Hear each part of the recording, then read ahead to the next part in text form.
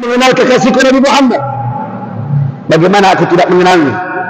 Ketika engkau ciptakan dia dari tanah, kemudian kau tiup aku dari roh, kau tiup pada jasadku sehingga ada roh, lalu aku mengangkat kepalaku, mengangkat ke atas, melihat tulisan la ilaha illallah Muhammad Rasulullah.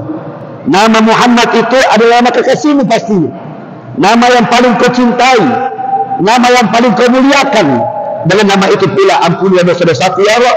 Kata Allah, sadaqta, benar ucapanmu ya Adam, aku ampuni dosamu berkat kekasihku Nabi Muhammad. Terjadi kata 10 Muharram. Bismillahirrahmanirrahim. Assalamualaikum warahmatullahi wabarakatuh. Alhamdulillah, wassalatu wassalamu ala rasulillah Sayyidina Muhammad bin Abdullah wa ala alihi wa sahbihi wa man wala. La hawla wa la quwata illa billahil aliyyil azim.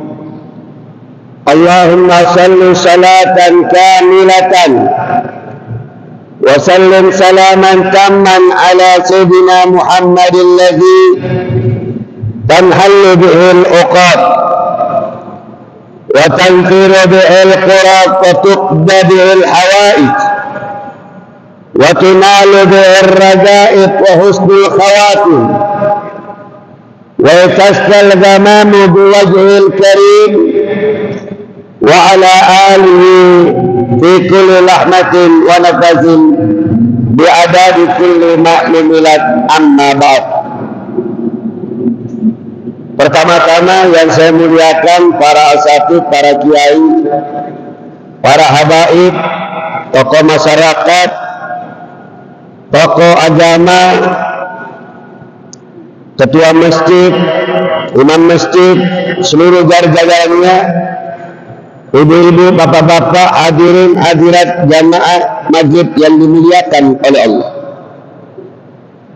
Bersyukur kita selalu kepada Allah yang telah memberikan rahmat begitu besar, memberikan nikmat begitu banyak, khusus kepada umat Nabi Muhammad, yang mana banyak di antara mereka ketika masuk di bulan-bulan mulia masih banyak yang tidak pernah berkata alhamdulillah wa syukurillah, yang mana telah dijelaskan sama Nabi sallallahu alaihi wasallam tentang kesyukuran kita kepada Allah, apalagi di bulan yang mulia ini. Di bulan banyak terjadi sejarah luar biasa. 10 Muharram, yang mana di 10 Muharram tersebut banyak terjadi kepada para nabi kita, para anbiya dan para rasulnya, bahkan terjadi kepada cucu baginda Muhammad sallallahu alaihi wasallam. Sehingga Nabi bersabda, la in zakartum la azidannakum wa la in kafartum inna azabi lasyadid. Kalau kita pandai bersyukur kepada Allah, pandai berterima kasih kepada Allah setiap apapun yang diberikan oleh Allah, kecil dan besarnya, lalu kita katakan syukur kepadanya, niscaya Allah akan pasti tambahkan nikmatnya. Namun kalau kita tidak pandai bersyukur, tidak pandai berterima kasih atas segala pemberian, ketahuilah sesungguhnya Allah memiliki azab yang sangatlah pedih. Di dalam ayat lain dikatakan dalilun min ibadi syakura. Sedikit di antara hambaku yang berkata alhamdulillah, sedikit. Hanyalah orang-orang beriman, hanyalah orang-orang yang bertakwa, hanyalah orang-orang yang takut kepada Allah dimanapun dia berada, yang berkata alhamdulillah. Kenapa demikian? Karena dia mengerti tentang kehukumannya, syariatnya, adatnya. Orang-orang yang pandai bersyukur, pahala besar diberikan oleh Allah. Terjadi kepada salah satu hamba Allah bernama Ibrahim bin Adham, seorang ulama besar min ahli tariqah, ahli hakikah. Ibrahim bin Adham seorang ulama yang termasyhur pada zamannya dan termasuk daripada wali Allah, kasih Allah. Ketika beliau berjalan di suatu tempat yang penuh keramaian, dia melihat hamba yang tidak sempurna dalam jasad. Berarti kalau tidak sempurna dalam jasadnya, tidak ada kedua mata, kedua kaki, kedua tangan, kulitnya hasta, tidur di pinggir jalan, beralaskan koran, kadang kepanasan, kadang kehujanan. Apa yang terjadi? Ketika Ibrahim bin Adham berjalan di suatu tempat ramai, dia melihat hamba itu. Kemudian dia dengarkan ucapan yang luar biasa. Apa ucapannya? Syukur kepada Allah. Ini orang pandai bersyukur. Kemudian Ibrahim mendengarkan ucapan yang mulia itu. Ibrahim bin Adham mendekati hamba itu. Assalamualaikum. Dijawab hamba ini, waalaikumsalam ya Ibrahim. Fata'ajjaba Ibrahim. Ibrahim kaget. Dia dikenal namanya oleh hamba ini. Ibrahim berkata, min aina araftani? Dari mana kau kenal saya? Dari mana kau mengenal diriku? Sedangkan aku belum pernah berkenalan denganmu, belum pernah berjumpa denganmu, sehingga engkau sebut namaku. Hamba ini menjawab, ma'araftu syai' minzu araftullah. Aku tidak pernah dibutakan mata hatiku oleh Allah sejak aku dekat dengannya. Orang yang dekat dengan Allah, orang yang dekat dengan Nabi Muhammad SAW, itu pasti Allah bukakan mata hatinya. Allah gerakkan mata hatinya, sehingga dia bisa dapat melihat dimanapun ada orang-orang berjalan. Dia kenal dia karena matanya menjadi mata Allah, pendengarannya pendengaran Allah, semua langkahnya dengan Allah. Itu namanya mukasyifin. Orang dapat melihat sesuatu yang gaib. Kemudian Ibrahim bin Adham menjawab, nikmat apa yang besar yang Allah berikan kepadamu, sedangkan engkau ini tidak memiliki mata, tidak ada kedua tanganmu, tidak ada kedua kakimu, kulitmu hasta, penuh dengan kuratan, tidurmu di pinggir jalan, beralaskan koran, kadang kau kehujanan dan kepanasan. Nikmat apa yang besar yang Allah berikan kepadamu? Apa jawaban hamba ini? Walaupun kedua mataku diambil Allah, pendengaranku diambil Allah, kaki tangan diambil Allah, semuanya diambil Allah, namun masih ada dua hal yang belum dicabut oleh Allah. Kata Ibrahim, dua apa? Dua hal ini apa yang belum dicabut oleh Allah darimu? Dua hal ini yang belum diambil oleh Allah terhadap diriku, sehingga aku dapat bersyukur kepada Allah. Apa itu? Galban syakiran, walisanan syakiran. Hati yang bersyukur kepada Allah dan lisan yang suka berzikir kepada Allah. Dua ini yang Allah berikan kepada aku dan Allah tidak ambil terhadapku, itu yang kusyukuri kepada Allah. Alhamdulillah. Maka Ibrahim bin Adham, Ibrahim spontan meneteskan air matanya, menangis di hadapan Allah Subhanahu wa taala. Dia berkata, fa kaifa nahnu? Bagaimana dengan saya ini? Sempurna jasadku, kalian sempurna jasadmu, tapi masih banyak di antara mereka yang tidak bersyukur kepada Allah. Sudah diberikan nikmat begitu banyak, badannya tidak penuh dengan kecacatan, dirinya tidak penuh dengan kehinaan. Allah berikan kesempurnaan pada diri kita. Semua kita yang hadir di tempat ini Allah tidak cabut. Allah berikan kita kenikmatan begitu besar, kesehatan Allah berikan, ruh kita diberikan, nafas diberikan secara cuma-cuma, keluarga kita lengkap, apapun yang ada di bumi ini semua diberikan oleh Allah kepada kita. Tetapi masih banyak orang-orang yang tidak pernah berkata alhamdulillah wa syukurillah, tidak ada ucapan, bahkan sujud syukur pun tidak pernah. Maka ini kita harus banyak mengerti, buka akal dan pikiran kita. Kita ini umat Nabi, dicintai sama Nabi, dimuliakan sama Nabi, dilindungi sama Nabi, dan tidak pernah dihinakan oleh Allah. Berapa banyak manusia-manusia mengaku cinta kepada Allah, mengaku cinta kepada baginda Muhammad sallallahu alaihi wasallam, melanggar perintahnya Allah, bermaksiat di mana-mana, berpoya-poya dengan hartanya, boros kiri kanan, sehingga tidak tahu mana yang bermanfaat dan mana yang tidak bermanfaat. Masih banyak saudara-saudara kita yang miskin, mereka tidak memperdulikannya, mereka tidak membantunya. Karena apa itu semua? Hati yang tidak pernah bersih di dalam dirinya, keimanan dalam jiwanya tidak pernah dibersihkan dan tidak pernah dicahayakan. Allah tidak memandang kita kekayaan, bukan itu dipandang Allah. Allah tidak memandang kita muka wajah yang cakep, yang ganteng, yang cantik, bukan itu dipandang Allah. Postur tubuh kita yang bagus, harta begitu banyak, jabatan tinggi, pangkat tinggi, dikenal di mana-mana, berkuasa di mana-mana, bukan itu yang dipandang Allah. Inna sam'a, yang dipandang oleh Allah, inna Allah la yanzuru ila aswarikum wala ajsamikum walakinna Allah yanzuru ila qulubikum.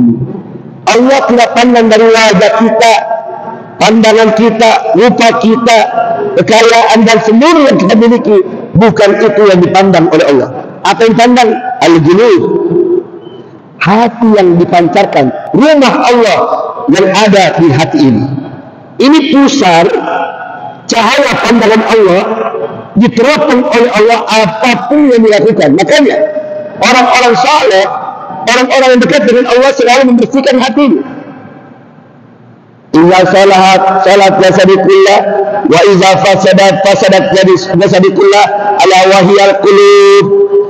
Apabila hati itu penuh dengan cahaya, ini dengan cahaya. Kalau ini sudah bercahaya, pusat pandangan Allah bercahaya, maka seluruh yang kita miliki gampang membuka sesuatu kebaikan. Pandangan mata ini selalu memandang Al-Quran, tangan ini suka memegang Al-Quran, kaki ini suka melangkah ke masjid Allah, ucapan ini selalu berbuat baik, jujur ucapannya, tidak pernah bohong, amanah di hadapan Allah, memberikan manfaat di hadapan Allah, hatinya suka memberi, tidak ada sifat riya di dalam jiwanya, kedengkian, hasad, serta penyakit-penyakit hati yang membuat dia tidak dapat melihat wajah baginda Muhammad SAW. Makanya itu hati dibersihkan, dekatlah kita kepada Allah. Ini sudah Muharram, tahun baru Islam, cukup perbuatan maksiat yang kita lakukan setiap hari, yang mana setiap tahun kita lakukan. Tahun kemarin berapa banyak dosa-dosa yang kita langgar, berapa banyak aturan-aturan Allah kita langgar, berapa banyak pandangan mata ini bermaksiat kepada Allah, berapa banyak pendengaran ini tidak pernah melakukan kebaikan, mendengarkan kebaikan nasihat agama dari ulama-ulama kita atau para kiai kita ataupun habaib-habaib kita yang berbicara tentang ilmu agama tersebut. Berapa banyak langkah kaki kita untuk duduk bersama orang saleh, padahal Imam Syafi'i sudah mengatakan ada 3 hal yang hingga kita dapat kebaikan di hadapan Allah nantinya. Apa 3 hal itu? Aksiru jala majalisukum anil ulama, perbanyak kalian duduk bersama para ulama, ulama warasatul anbiya yang memberikan kita ilmu, memberikan kita cahaya, memberikan kita sesuatu yang bermanfaat agar kita tidak pernah buta, agar kita tidak pernah tuli, agar kita tahu tentang hukum tersebut. Kita datang dalam keadaan kosong, pulang dalam keadaan berilmu. Itu manfaat sekali bagi kita semua, daripada kita duduk yang tidak ada manfaatnya. Di waktu maghrib sampai isya nonton sinetron, Dia tidak zikir kepada Allah. Dia tidak berselawat pada baginda Rasulullah. Bahkan dia selalu berkata-kata yang kibir, berkata-kata yang angkuh, berkata-kata yang tidak baik. Duduk di depan rumahnya di waktu maghrib. Dia tidak baca Al-Quran, bermunajat kepada Allah agar hatinya menjadi cahaya. Kenapa? Jarang duduk bersama para ulama. Makanya kita cari di mana ada ulama, kita datangi. Apalagi di bulan Muharram, disunnahkan untuk silaturahmi kepada ulama kita. Disunnahkan untuk kita datangi orang-orang saleh. Disunnahkan untuk kita datangi para habaib yang dekat dengan Allah, yang membawa kita untuk menuju kepada Allah. Jauh dari segala kemaksiatan. Kita jauh dari rahmat. Kita jauh dari nikmat. Kita jauh dari anugerah, dari kecayaan dari Muhammad SAW. Sehingga kita tidak melihat wajah Nabi Muhammad. Kita tidak pernah mimpi Nabi Muhammad. Karena berapa hijab? 70 hijab yang terhalang untuk kita untuk memandang wajah Rasulullah. Semua kita ini dirindukan sama Nabi. Nabi kepengen jumpa dengan kita. Kenapa Nabi tidak bisa berjumpa dengan kita? Karena halangan. Ada hijab yang menutupi kita 70.000 hijab sehingga kita tidak dapat berjumpa dengan Nabi Muhammad SAW. Maka beruntunglah orang mimpi Nabi Muhammad. Bersyukurlah orang bertemu dengan Nabi Muhammad. Berjumpa dengan Nabi Muhammad, haram jasadnya disentuh oleh api neraka. Berjumpa dengan Nabi Muhammad, sebutir tanah saja tidak dapat menyentuh kulitnya. Coba lihat. Kita lihat orang-orang saleh kuburannya, ketika diangkat jasadnya, lebih dicontohkan kepada siapa? Guru besar Al-Habib Muhammad bin Abbas bin Ali Al-Maliki yang ada di kota Mekah. Beliau sampai berapa tahun kemudian orang-orang negeri Mekah, pejabat Mekah, penguasa Mekah mengatakan, karena ini akan dijadikan rumah kuburan ini, bongkar kuburan semua yang ada di sini, termasuk kuburannya Al-Habib Muhammad bin Ali Al-Maliki. Ketika digali kuburannya Habib Muhammad bin Muhammad Al-Maliki, selama setahun sudah jasad tersebut masih utuh jasadnya, seakan-akan masih dikulit kemarin. Kata pemerintahan Saudi, tutup lagi, tahun depan kita gali lagi kuburan itu. Ketika digali lagi tahun depan, masih utuh jasadnya, sempurna, rambut sempurna, tidak ada yang rusak, tangan, kulit semua tidak ada yang rusak, makin segar jasadnya beliau. Kemudian apa yang terjadi? 5 tahun kemudian insya Allah sudah tidak ada lagi jasadnya, sudah hancur. Kemudian 5 tahun akan datang digali dari kuburnya Al-Habib Muhammad bin Abbas bin Ali Al-Maliki Al-Muhaddis. Digali kuburannya. Ketika digali, subhanallah, semua menyaksikan tidak ada satupun kulit yang rusak dalam jasadnya.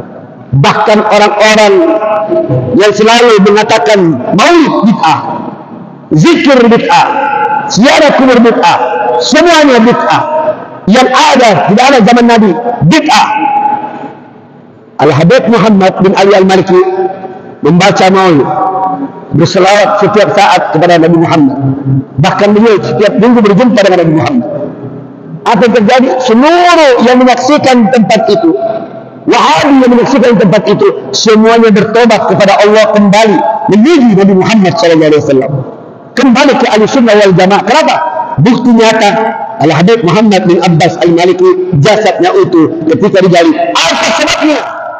Sebabnya orang yang suka zikir, sebab suka memuji Nabi Muhammad, sebab suka berselawat sama Nabi, Al-Quran tiap hari dibaca, dihatamkannya, semua amal ibadah dilaksanakannya, yang ada dalam Al-Quran, aturan diperbuatkannya.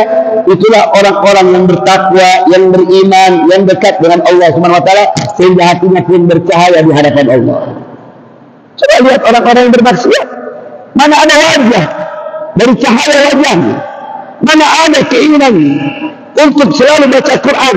Kalau hati kotor, seluruh anggota badannya pasti kotor, pasti rusak. Tidak suka duduk di majelis, tidak suka lihat orang soleh ngatain habaibnya, mencaci habaib, mencaci ulamanya, mengejek-ejek para kiainya, menghina para orang-orang soleh. Kenapa? karena hatinya tidak bercahaya di hadapan Allah, maka sendirinya tidak pernah akan bercahaya selama-lamanya, kecuali dia bertobat di jalan Allah. Insya Allah akan kembali menjadi orang-orang dekat dengan orang soleh. Makanya kalau kita cinta orang soleh, sama saja kita cinta Nabi Muhammad SAW. Al-Muharram yakfikum anil masyiyah. Cukup di bulan Muharram ini bermaksiat pada Allah. Selesaikan diri, waktu sudah cukup. Umur kita makin tua, makin bertambah. Sampai kapan kita sadar hal itu semua? Berapa banyak hadis yang kita dengarkan setiap hari? Berapa banyak ayat yang kita dengarkan setiap hari? Setiap khutbah Jumat di masjid ini, atau tausiah-tausiah yang datang para habaib atau kiai di tempat ini, atau kita dengarkan di YouTube, TikTok atau apa sebagainya, media massa, tentang kalam-kalam Rabbani, tentang kalam-kalam menyentuh hati kita untuk kembali ke jalan Allah. Sudah berapa banyak? Adakah yang kita jalankan? Adakah yang kita laksanakan? Adakah yang kita perbuat kebaikan tersebut? Sudahkah kita sadar hal itu? Kembalikah kita kepada Allah atau tidak? Kita rubah kehidupan kita untuk selalu beribadah atau tidak? Kalau kita sudah bertakwa pada Allah, menerima nasihat itu, insya Allah kita termasuk golongan orang-orang akan mendapatkan kebahagiaan, mendapatkan kecintaannya Allah dan kecintaan baginda Muhammad SAW. Muharram ini sangat luar biasa. Akhir tahun kita baca doanya, kemudian awal tahun kita baca doanya selama 3 kali berturut-turut. 3 kali berturut-turut kita baca doa itu, maka dosa yang kemarin dibersihkan dosa kita oleh Allah. Amin. Yang tahun kemarin kita lakukan pelanggaran begitu banyak, ucapan yang menyakiti hati orang tua, ucapan yang menyakiti tetangga kita, atau memukul saudara-saudara kita yang muslim atau bukan muslim, atau siapa saja, atau menghina dia, atau mengejek-ejekkan dia, atau mendakutkan seseorang, atau menghina di depan siapapun, maka itu bertobatlah kembali kebenaran, kembali kesadaran. Banyak kita beristighfar kepada Allah. Orang yang banyak istighfar di bulan Muharram akan mendapatkan naungan Allah, akan mendapatkan ampunan Allah, akan dicintai oleh Habibina Muhammad. Orang di bulan Muharram memperbanyak baca Al-Qur'annya, memperbanyak zikirnya, memperbanyak pujian-pujiannya kepada baginda Rasulullah, akan diangkat dia derajatnya, dimuliakan dia di hadapan Allah, dan akan insya Allah berjumpa dengan Nabi Muhammad SAW. Siapa sih yang tidak mau berjumpa dengan Nabi? Adakah di antara kita yang tidak ingin berjumpa dengan Nabi? Tidak ada. Semua kepingin berjumpa dengan Nabi. Adakah di antara kita tidak mau duduk bersama Nabi? Tidak ada. Semua mau duduk bersama Nabi. Karena ini kita rindu dengan Nabi Muhammad. Kini berjumpa dengan Nabi Muhammad dengan cara 70 hijab kita rubah menjadi 1 hijab, sehingga hijab 1 itu menembus dan duduk menatap wajah yang dimuliakan oleh Allah. Ibu-ibu, bapak-bapak, hadirin hadirat jamaah yang dimuliakan oleh Allah, mulai Muharram ini banyak yang terjadi kepada Nabi Adam alaihissalam. Nabi Adam yang diciptakan oleh Allah dari tanah, yang paling dicintai oleh Adam. Adam tidak memiliki pasangan. Kata Adam, ya Rabb, aku sunyi, aku sepi, tolong berikan aku pasangan. Diberikan sama Allah pasangan namanya Hawa. Kemudian iblis menggoda Adam untuk mendekati buah khuldi ini. Nabi Adam keras dan kuat keimanannya, maka digodalah istrinya Adam alaihissalam, Siti Hawa, dan Siti Hawa menggoda suaminya Adam agar dapat mendekati buah khuldi ini. Kata Adam, ya istriku, Allah melarang kita mendekati buah khuldi. Kenapa engkau suruh aku mendekati buah khuldi? Mungkin Allah, kenapa Allah tidak menginginkan kau dekat dengan buah khuldi ini? Mungkin apabila kau dekat dan kau makan, kau akan kekal selama-lamanya. Kan cuma sedikit kita makan, coba aja. Tergodalah Nabi Adam. Ketika dia memakan, bisa membawa seluruh kaumnya untuk diselamatkan kejaran Fir'aun. Kemudian Nabi Musa membelah lautan. Ketika dibelah lautan tersebut, terselamatlah kaum Musa dan tenggelamlah seluruh bala tentara Fir'aun. Itu terjadi pada tanggal 10 Muharram. Nabi Ibrahim alaihissalam diselamatkan oleh Allah dari kobaran api yang dibakar oleh Namrud. Raja Namrud marah, sakit hati. Nabi Musa dibakar. Kemudian Allah berkata dalam Al-Quran, "Hai api, dinginlah engkau, karena di dalam api itu ada kekasihku Nabi Ibrahim alaihissalam." Maka tidak jadi panas itu api. Itu terjadi pada tanggal 10 Muharram. Nabi Yunus dimakan oleh ikan hidup berbulan-bulan di dalam perut ikan hidup, diselamatkan oleh Allah, terjaga daripada dalam perut ikan tersebut sampai dia keluar dari perut ikan. Itu terjadi pada 10 Muharram. Nabi Yusuf alaihissalam, Nabi yang paling cakep, Nabi yang paling ganteng, Nabi yang paling istimewa, sampai wanita-wanita ketika Nabi Yusuf alaihissalam lewat, seluruh wanita-wanita ketika memotong apelnya, memotong tangannya sendiri, saking gantengnya. Itu baru seperempat kegantengannya daripada Nabi Muhammad SAW. Subhanallah. Apa terjadi? Nabi Yusuf kena fitnah karena bersama wanita, sehingga difitnah oleh kerajaan tersebut, lalu diselamatkan oleh Allah fitnahan itu. Itu terjadi pada tanggal 10 Muharram. Nabi Nuh, apa yang terjadi pada Nuh? Dia buat perahu, diperintahkan oleh Allah, seluruh makhluk Allah dinaik di dalam perahu itu. Binatang, cicak, hewan, gajah, kuda, seluruhnya, semut, tidak ada tersiap, cacing semua masuk dalam perahu Nabi Nuh dan kaumnya. Tetapi anaknya Nabi Nuh tidak naik serta. Saya akan menyeberangi laut ini sampai ke gunung. Engkau tidak akan mampu, wahai anakku. Ditenggelamkan sama Allah, selamat. Wow, itu terjadi pada tanggal 10 Muharram. Hujan pertama kali turun di bumi ini, di muka bumi ini. Hujan pertama kali turun terjadi pada tanggal berapa? 10 Muharram. Subhanallah. Dan juga ciptaan Allah yang pertama yang diciptakan oleh Allah yang pertama kali adalah ruhnya Nabi Muhammad, cahayanya Nabi Muhammad. Itu terjadi pada tanggal 10 Muharram. Yang terakhir ketika terjadi kepada cucunya Nabi Muhammad. Nah, cucu yang paling disayangi, cucu yang paling dibanggakan. Di dalam riwayat yang dikatakan ujung rambut sampai pusarnya Nabi mirip Sayyidina Hasan, pusar sampai ujung kakinya Nabi mirip Sayyidina Husain. Sayyidina Hasan pernah dalam riwayat mencium leher mulutnya Sayyidina Hasan. Rasulullah mencium mulutnya Sayyidina Hasan. Sayyidina Husain dicium lehernya Sayyidina Husain oleh Rasulullah.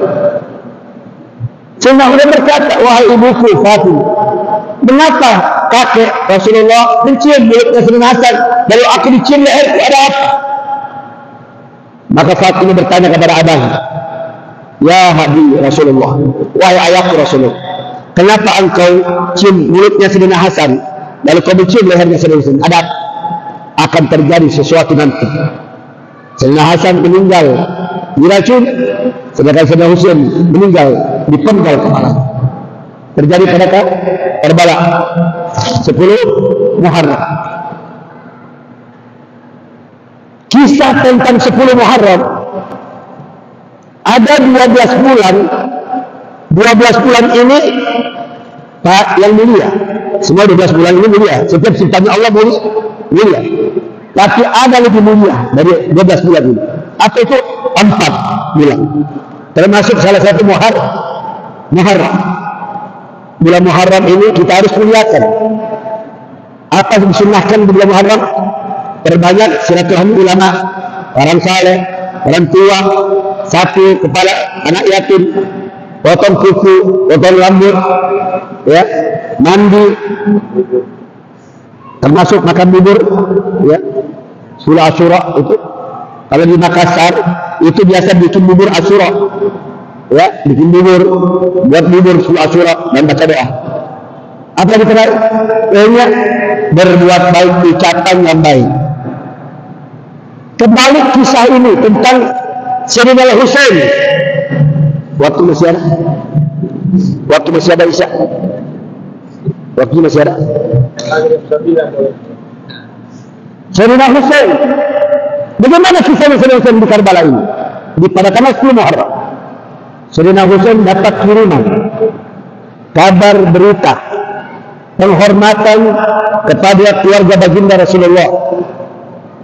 Saya bernama Yazid, menulis surat ini menghargai engkau, memuliakan engkau.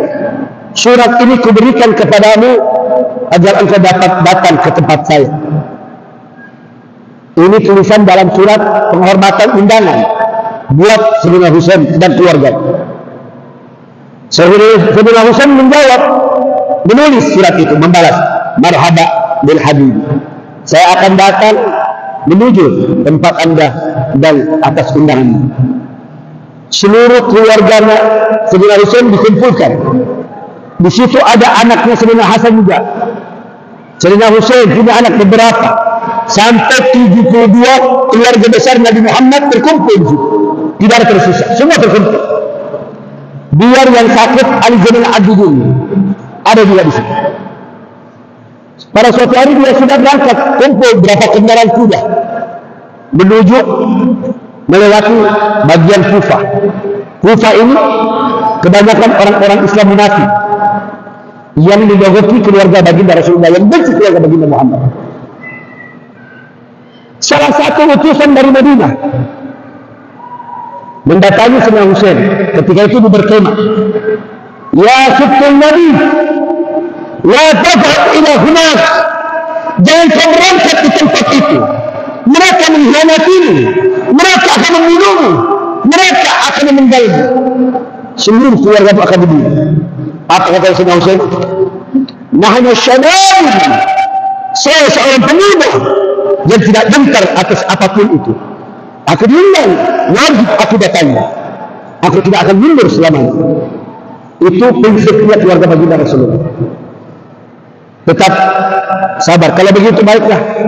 Beberapa utusan para sahabat Sayyidina Husain dari Madinah ikut serta membantu Sayyidina Husain. Kemudian ketika berkemah di tempat itu, lalu berjalan. Setelah mendekati Karbala, ada sumur, beberapa sumur. Dia singgah untuk menginap karena kehausan, banyak kehausan keluarganya. Minum sejenak biar istirahat sedikit. 12.000 pasukan Yazid menunggu di Karbala, menghadang beliau.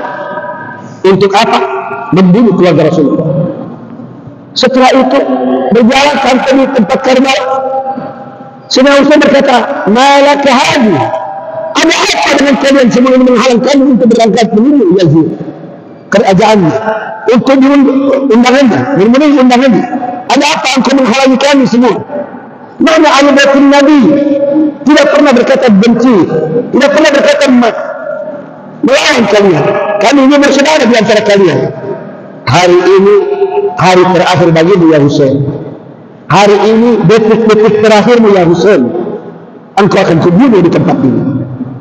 Salah satu dari mereka pencinta Rasulullah, pencinta keluarga baginda Muhammad SAW berkata, hai Yazid, hai tentara Yazid, apakah kalian tidak melihat yang dipakai oleh Sayyidina Husain jubah Habibuna Muhammad, imamah Rasulullah, kudahnya Rasulullah, zulfikarnya Nabi Muhammad yang telah dipegang oleh Ali bin Abi Thalib?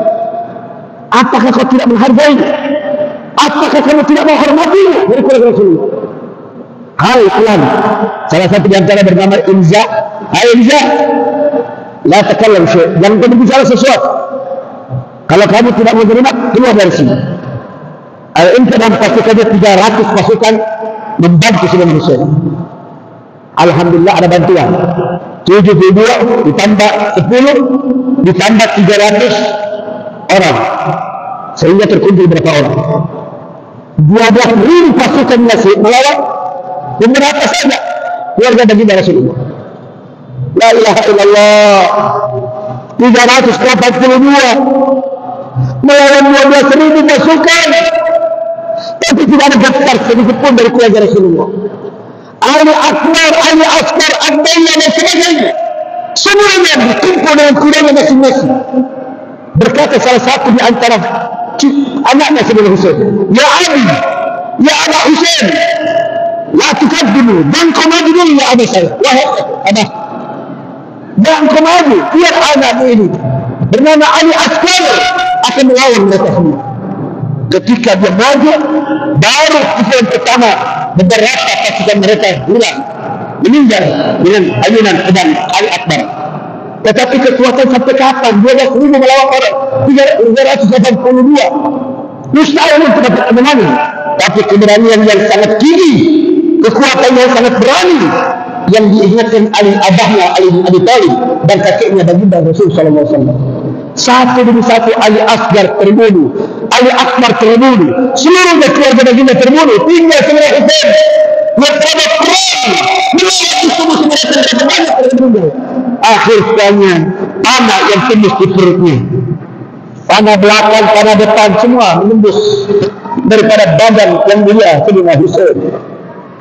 Tersungkurnya Sayyidina Husain, jatuh dari kundang.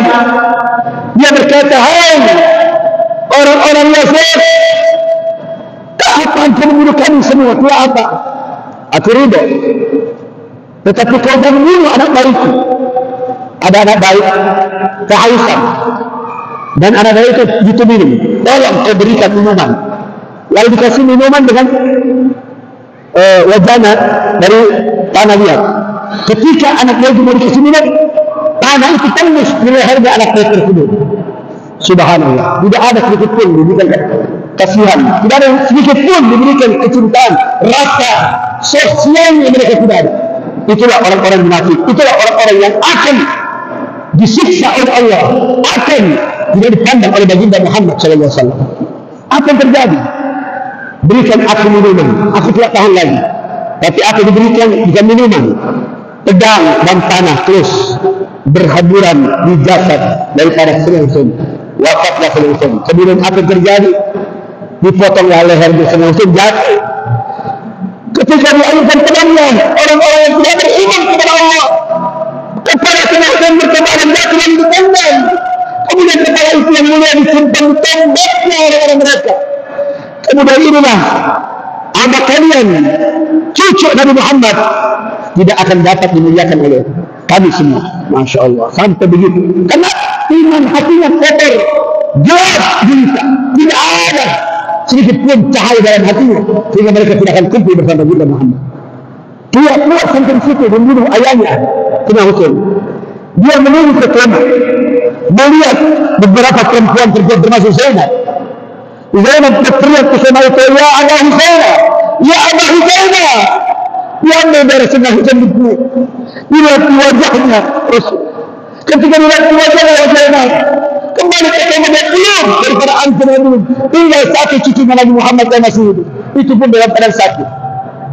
Kemudian masuk ke kamar, tentara Yazid mau memukul, membunuh anak tersebut, dipeluk oleh Zainab. Tidak pantaslah seorang pejuang membunuh anak kecil. Lalu malu rasanya orang Arab kalau membunuh. Selamatlah Ali Sanabirin. Maka Ali Sanabirin membawa keturunan Nabi Muhammad sampai yaumul qiyamah. Makanya ada hadis Nabi SAW, inilah keluargaku yang tidak akan pernah putus sampai yaumul qiyamah, terjaga selama-lamanya. Masya Allah. Terjadi kapan? 10 Muharram. Makanya orang-orang yang tidak beriman, orang-orang yang tidak bertakwa, orang yang tidak mengenal tentang hukum syariat, tapi mereka jalankan secara salah, memukul badannya, itu sama saja menyakiti dirinya. Bukan itu ajaran Islam. Orang yang bertakwa, orang yang beriman, berdoa seperti kita lakukan pada hari ini, berdoa di sebuah Asyura. Semoga kita semua yang hadir di tempat ini dapat ridha dari Allah, dapat rahmat dari Allah, dapat ampunan dari Allah. Ya Rabbana ya Karim, pandang kami semua ya Allah, pandang kami semua ya Allah menjadi orang-orang yang kembali ke jalan yang benar. Tahun lalu kami banyak bermaksiat, berikan kami taat kepadamu tahun ini ya Allah, sampai wafat kami menuju ridhamu, menuju cintamu, dan menuju kerinduan Nabi Muhammad kepada kami. Ya Allah, orang tua kami ya Allah yang ada di tempat tinggal semua, para ibu-ibu kami ya Allah, panjangkan umur mereka, sehatkan jasmani mereka, angkat penyakit mereka, dan bersihkan jiwa-jiwa mereka dan hati mereka dan pandanglah mereka penuh rahmat, kasih sayang dan cintamu. Ya Allah, halalkan mata ini hanya untuk memandang wajah kekasih kami Nabi Muhammad. Jadikan kami orang-orang cinta dengan Al-Quran. Jadikan kami orang cinta dengan ulama dan para habaib dan kiai. Jadikan kami orang-orang rindu di masjid dalam salat berjamaah. Jadikan kami orang-orang haris dalam ibadah di hadapan-Mu. Rabbana atina fid dunya hasanah wa fil akhirati hasanah wa qina adzabannar.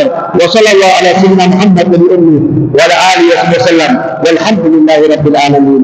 Semoga apa yang saya sampaikan pada malam hari ini insyaallah akan kita menjadi hamba-hamba yang selalu beriman kepada Allah, bertakwa kepada Allah dan cinta kepada Muhammad. Wabillahi taufiq wal hidayah. Assalamualaikum warahmatullahi